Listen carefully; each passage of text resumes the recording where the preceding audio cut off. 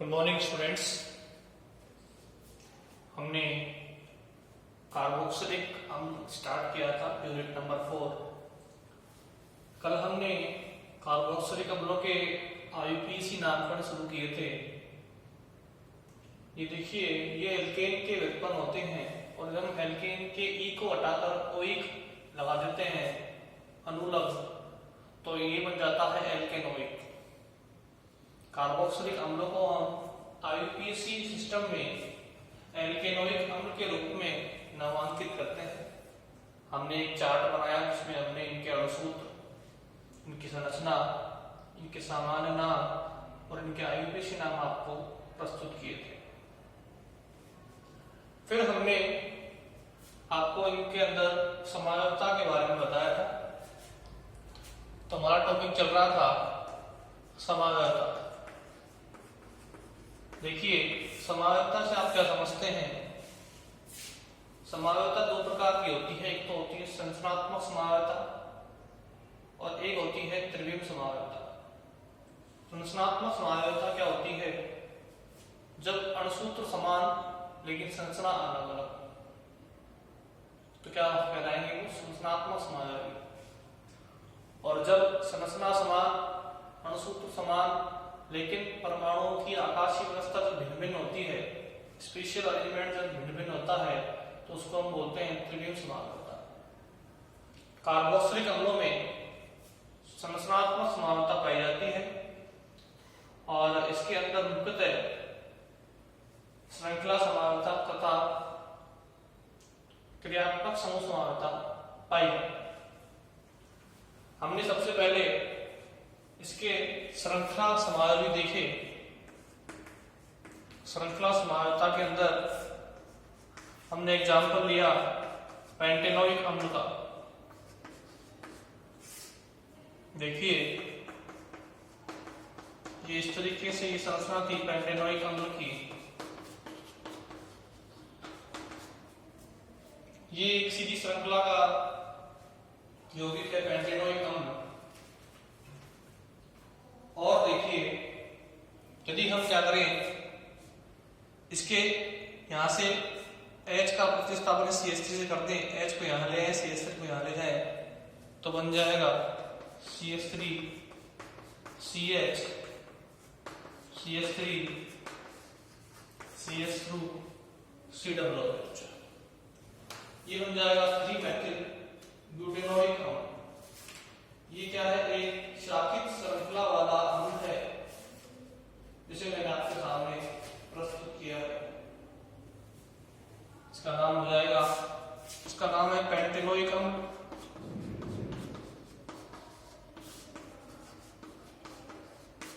और इसका नाम है 1 2 3 4।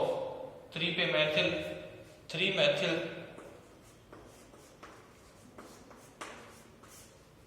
ब्यूटेनोइक अम्ल, 3-मेथिल ब्यूटेनोइक अम्ल। अब देखिए, कार्बोक्सिलिक समूह हमेशा पोजीशन नंबर 1 पे पाया जाएगा, हमेशा नंबर 1 पोजीशन पे पाया जाएगा। इस वजह से इसके हम स्थिति समायोजन नहीं बना सकते। अगर हम स्थिति चेंज करते हैं COOH की, तो हमें क्या मिलेंगे बदले में? श्रृंखला समायोजन ही मिलते हैं।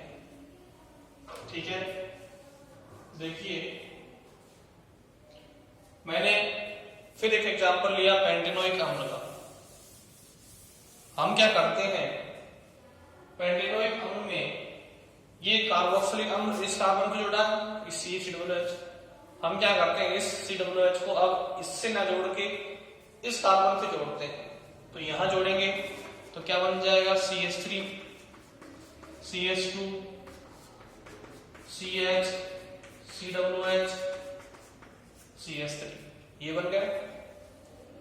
अब देखिए,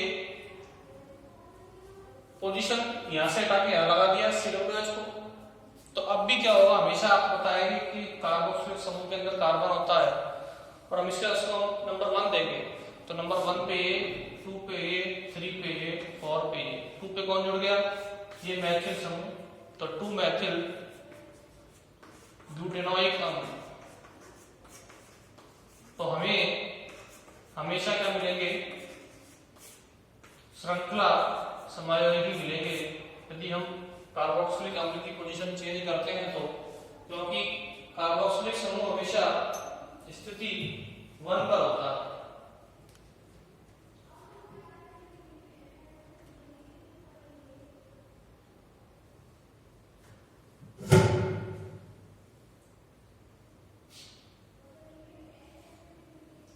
ठीक है, तो यहां पर एक लाइन लिख लें, इनमें स्थिति समानता नहीं होती है, इनमें स्थिति समानता नहीं होती है क्योंकि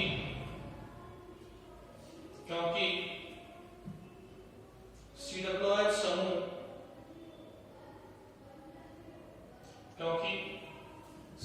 समूह की स्थिति C1 ही होगी, क्योंकि COOH समूह की स्थिति C1 ही होगी।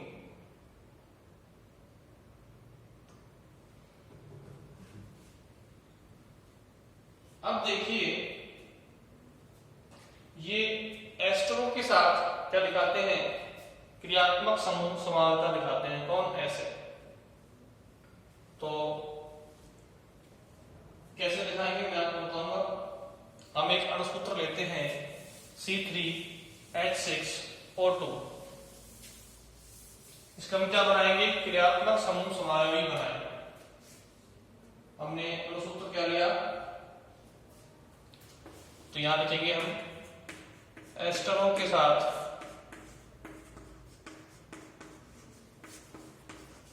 क्रियात्मक समूह समानता दर्शाते हैं।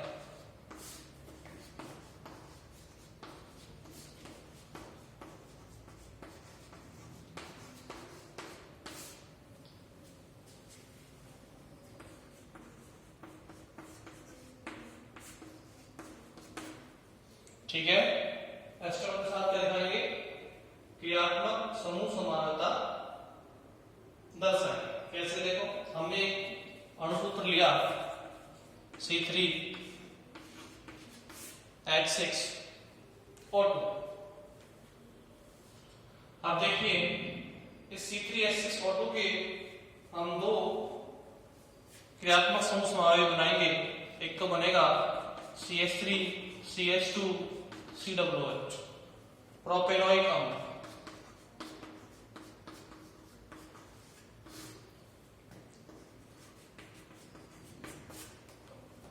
ठीक है, और देखो, और क्या बन सकता है, एक बन जाएगा इससे अणुसूत्र रहेगा CH3 C double bond O C2H5, sorry,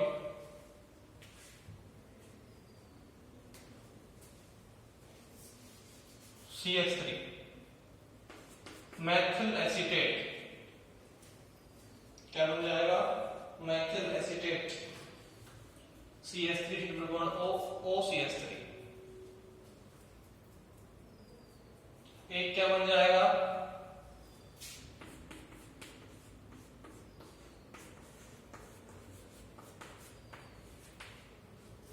ये भी बन सकता है। तो इस तरीके से अलग अलग एस्टर बन सकते हैं। फॉर्मूला यही है, ये एसिड और एस्टर, इसके 2 क्या बन गए, क्रियात्मक समूह समायोगी बन गए। ये क्या है, एस्टर। क्या नाम है इसका, मैथिल एसीटेट।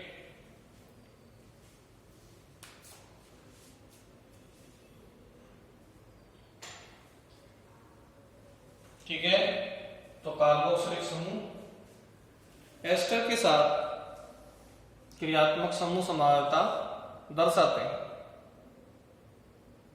इसे नोट कर लीजिए।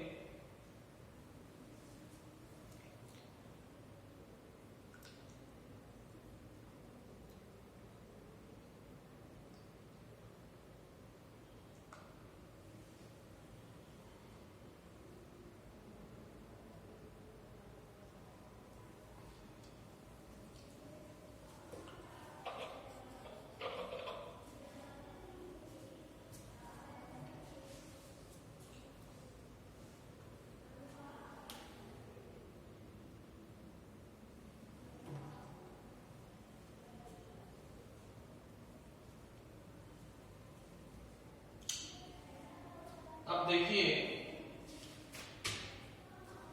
अगला टॉपिक शुरू करते हैं, स्ट्रक्चर एंड बॉन्डिंग। अगला टॉपिक है स्ट्रक्चर एंड बॉन्डिंग, संरचना एवं बंधन।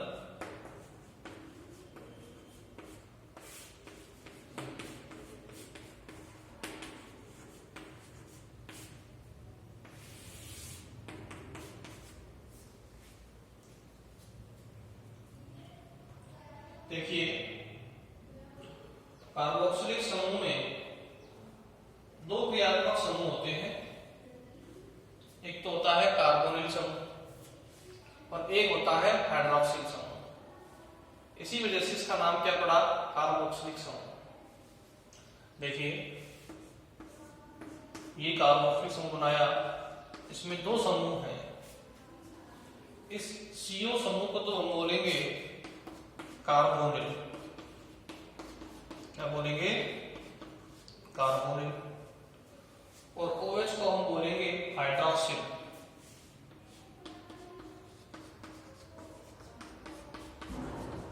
इसको क्या बोलेंगे, हाइड्रोक्सिल। इसीलिए इसका नाम क्या पड़ा, कार्बो और हाइड्रोक्सिल की वजह से दोनों संयोग से बन जाएगा कार्बोक्सिलिक। तो आप लिखिए कार्बोक्सिलिक समूह में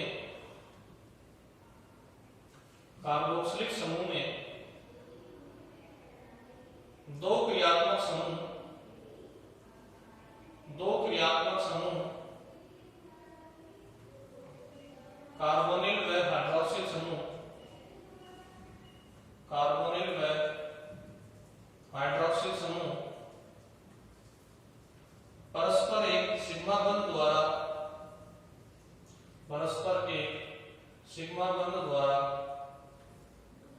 जुड़े हुए हैं। इसीलिए इनका नाम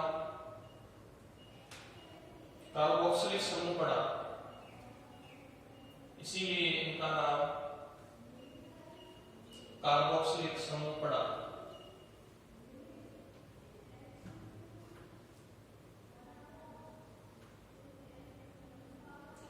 अब देखो क्या होगा, ये दोनों समूह कार्बोनिल और हाइड्रोक्सिल समूह, ये दोनों समूह क्या करेंगे, एक दूसरे की क्रियाशीलता को प्रभावित करेंगे और जिसकी जो प्रबल होगा उसी के गुण इसमें ज्यादा होंगे। ठीक है, तो यहां पर आप एक लाइन लिखें, ये दोनों समूह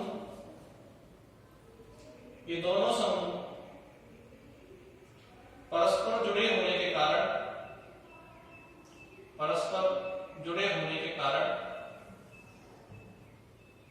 एक दूसरे की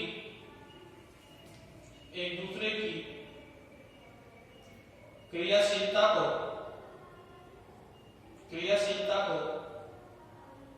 प्रभावित करते हैं। परिणाम स्वरूप उस समूह के गुण प्रभावी होते हैं जो अधिक प्रबल होता है। ठीक है, देखिए कार्बोनिल समूह के अंदर कार्बन और ऑक्सीजन द्विबंध से जुड़े हैं। ऑक्सीजन के पास क्या होते हैं, लोन पेयर्स। अब देखिए ऑक्सीजन की जो विद्युत है वो कार्बन से ज्यादा होती है, तो इलेक्ट्रॉन ऑक्सीजन की ओर खींचेंगे। ऑक्सीजन पे आएगा डेल नेगेटिव, कार्बन पे आएगा डेल पॉजिटिव। या आप लास्ट में पढ़ चुके हो एल्डिहाइड कीटोन में। तो कार्बोनिल समूह का ध्रुवीय नेचर होता है क्योंकि कार्बन से अधिक इलेक्ट्रॉन है, ऑक्सीजन परमाणु है। अतः क्या होगा, इस पर नाभिक स्नेही का योग होगा और ये क्या देंगे, नाभिक स्नेही योगात्मक विक्रिया देंगे। ठीक है, इस तरीके से इस कार्बोनिल कार्बन पर नाभिक स्नेही का योग हो जाएगा और हमें योगा उत्पाद प्राप्त होगा। ठीक है, तो आप लिखें नेक्स्ट लाइन से, कार्बोनिल समूह का मुख्य गुण है नाभिक स्नेही योगात्मक विक्रिया देना। इसे बनाइए आप।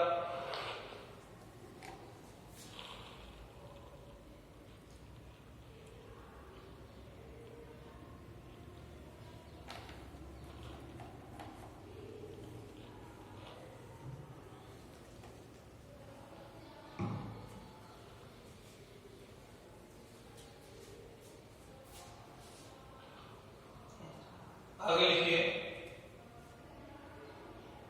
क्योंकि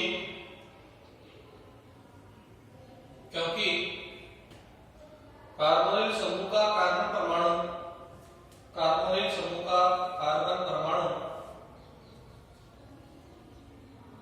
ऑक्सीजन परमाणु की अधिक विद्युत ऋणता के कारण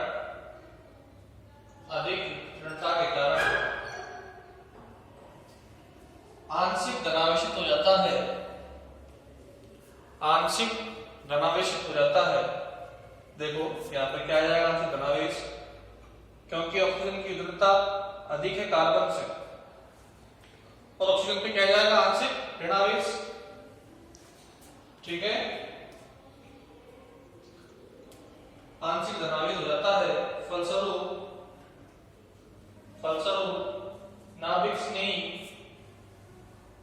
नाभिक स्नेही योगात्मक विक्रिया संपन्न होती है। नाभिक स्नेही योगात्मक विक्रिया संपन्न होती है।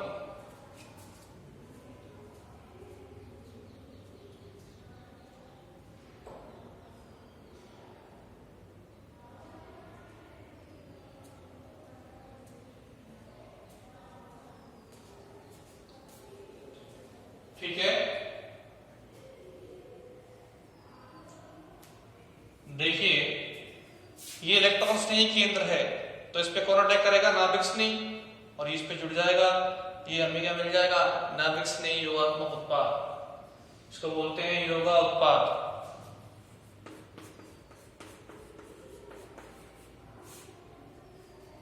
ठीक है, तो इसकी ध्रुवीय प्रकृति के कारण ये कार्बोनिल समूह तो कैसा होता है, क्या देगा, नाभिक स्नेही योगात्मक विक्रिया देगा, उसके प्रति क्रियाशील होगा। लेकिन देखो क्या हो रहा है, कार्बोक्सिलिक समूह के अंदर इस कार्बोनिल समूह से जुड़ रहा है ये हाइड्रोक्सिल समूह। अब इस हाइड्रोक्सिल समूह के पास क्या है, ऑक्सीजन परमाणु पर एकाकी इलेक्ट्रॉन युग्म है। तो क्या होगा, देखो जैसे ही ये इलेक्ट्रॉन यहां से आ जाएंगे, इस पे धनावेश आए। अब क्या होगा, ये इलेक्ट्रॉन जब जैसे यहां से आ जाएंगे, ये लोन पेयर ऑक्सीजन के इस कार्बन और ऑक्सीजन की मदद ले जाएंगे, जिससे क्या होगा, इस पर इलेक्ट्रॉन की कमी नहीं हो पाएगी, यानी कि इस पर संपूर्ण रूप से धनावेश नहीं आ पाएगा, और ये ज्यादा क्रियाशील होगा, बहुत ही कम क्रियाशील होगा, नाभिक स्नेही योगात्मक विक्रिया के प्रति। देखो जैसे इलेक्ट्रॉन यहां से आ गए, ये ऑक्सीजन के लोन पेयर इधर आ जाएंगे अनुनाद के द्वारा, इससे क्या होगा, कार्बन पर इलेक्ट्रॉनों की कमी नहीं होगी, उस पर कोई धनावेश नहीं आएगा, और हमें ये संरचना मिलेगी। तो कार्बोक्सिलिक समूह में इस प्रकार से अनुनाद होता है। लेकिन यहां पर देखो एक चीज देखिए आप, जो कार्बोक्सिलिक समूह जो अनुनाद होता है, तो हमें क्या मिलती है, दो अनुनादी संरचनाएं। जिनमें संरचना नंबर 2 में अधिक विद्युतणी ऑक्सीजन परमाणु पर क्या आता है, धनावेश आ जाता है। अतः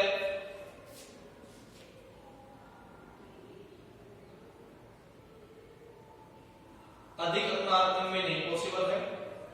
तो आप लिखिए कार्बोक्सिलिक समूह में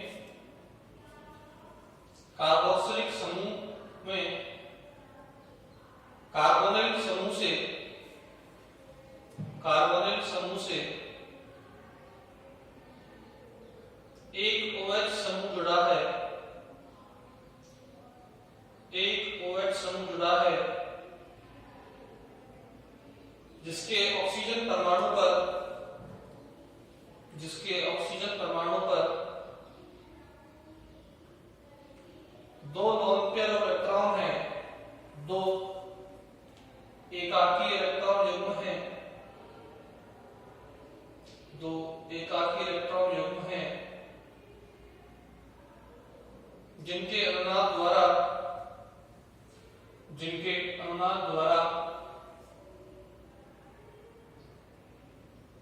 कार्बोनिल कार्बन पर धनावेश समाप्त हो जाता है,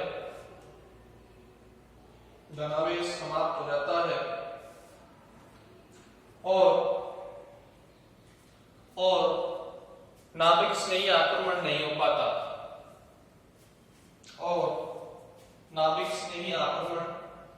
नहीं हो पाता, तथा इसकी अभिक्रियाशीलता कम हो जाती है। देखिए अगर ये OH समूह नहीं होता तो इस कार्बन पे संपूर्ण रूप से क्या धनावेश यानी कि इस पे क्या होती है, इलेक्ट्रॉनों की कमी होती और ये एक इलेक्ट्रॉन स्नेही केंद्र बन जाता और इस पर आसानी से नाभिक स्नेही अपना योग कर देता। लेकिन इससे कौन जुड़ गया, ये हाइड्रोक्सिल समूह, इसके पास क्या होते हैं 2 लोन पेयर। जैसे ही इलेक्ट्रॉन यहाँ से आ जाएंगे ये लोन पेयर नाद के द्वारा इस कार्बन को मिल जाएंगे, इससे इस पे इलेक्ट्रॉनों की कमी नहीं आएगी और ये धनावेशित नहीं होगा। जिससे क्या होगा, जब तक ये कार्बन इलेक्ट्रॉनों की कमी नहीं होगी, इस पर धनावेश नहीं आएगा, तब तक इस पे नाभिक स्नेही का योग नहीं हो सकता और ये नाभिक स्नेही योगात्मक क्रिया के प्रति कम क्रियाशील होगा। तो कार्बोक्सिलिक समूह के अंदर OH समूह के ऑक्सीजन पर लोन पेयर अनुनाद में भाग लेते हैं, जिससे कार्बोनिल कार्बन पर धनावेश नहीं आ पाता और वो नाभिक स्नेही योगात्मक के प्रति कम क्रियाशील हो जाता है। ये कार्बोक्सिलिक अम्ल की अनुनादी संरचनाएं बनाए आप, और ये ज्यादा अनुनाद पॉसिबल नहीं है क्योंकि अधिक विद्युतणी ऑक्सीजन पे क्या आ रहा है, धनावेश आ रहा है।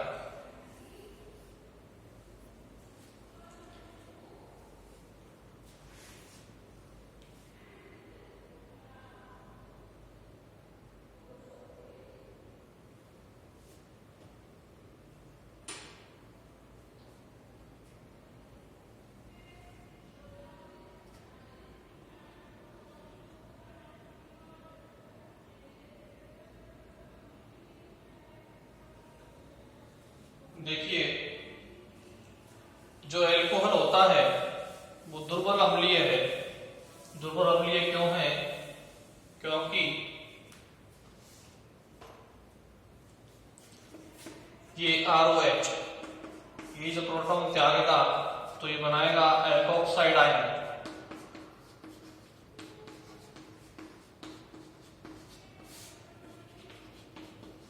और बाहर क्या निकलेगा H+। तो ये अल्कोहल H+ क्या करके एल्कोक्साइड आयन बनाते हैं।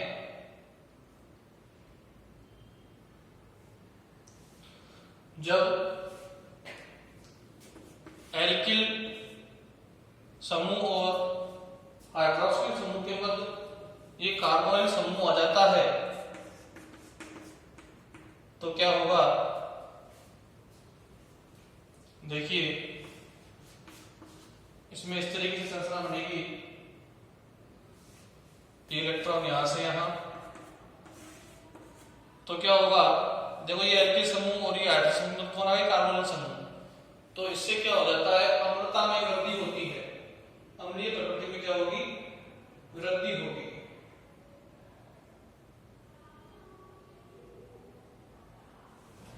ठीक है, हम क्या मिल जाएगा, देखो आर सी ओ पे नेगेटिव चार्ज, ये OH, ये पॉजिटिव चार्ज और ये लोन पेयर।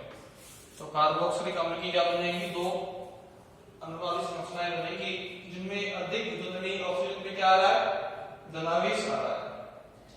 तो आप लिखें एल्कोहल जिनमें हाइड्रोक्सिल समूह जुड़ा रहता है, एल्कोहल जिनमें हाइड्रोक्सिल समूह जुड़ा रहता है, दुर्बल अम्लीय प्रकृति के होते हैं, दुर्बल अम्लीय प्रकृति के होते हैं।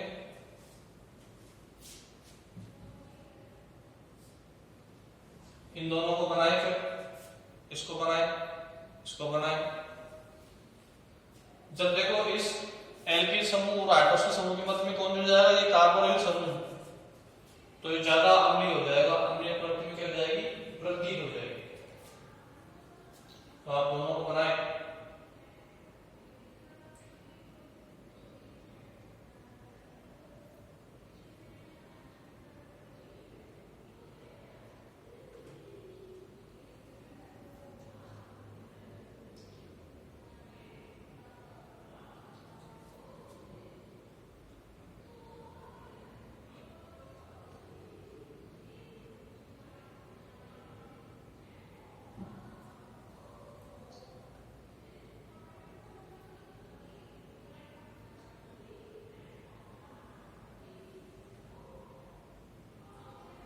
अब देखिए आगे लिखिए, एल्किल एवं हाइड्रोक्सिल समूह के मध्य, एल्किल एवं हाइड्रोक्सिल समूह के मध्य कार्बोनिल समूह आ जाता है, तो कार्बोनिल समूह आ जाता है तो उसकी अम्लीय प्रकृति बढ़ जाती है, उसकी अम्लीय प्रकृति बढ़ जाती है।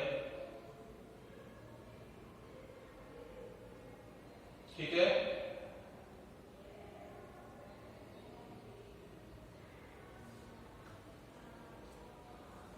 आगे देखो कार्बोक्सिलिक अणु की दोनों अनुनादी संरचनाओं में, दोनों अनुनादी संरचनाओं में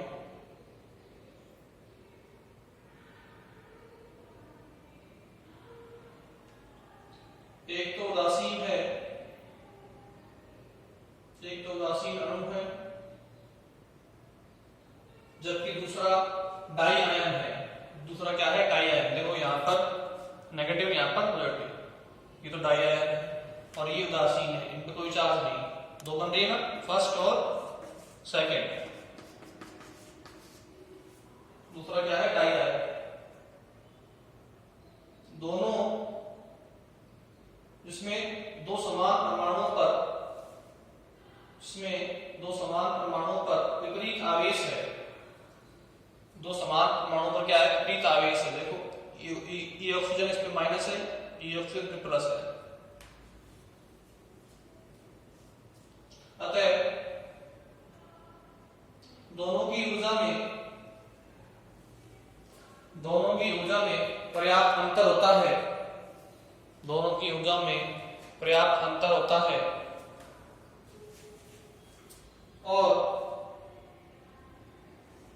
अधिक अनुनाद नहीं होता, और अधिक अनुनाद नहीं होता। इसे बना लीजिए आप।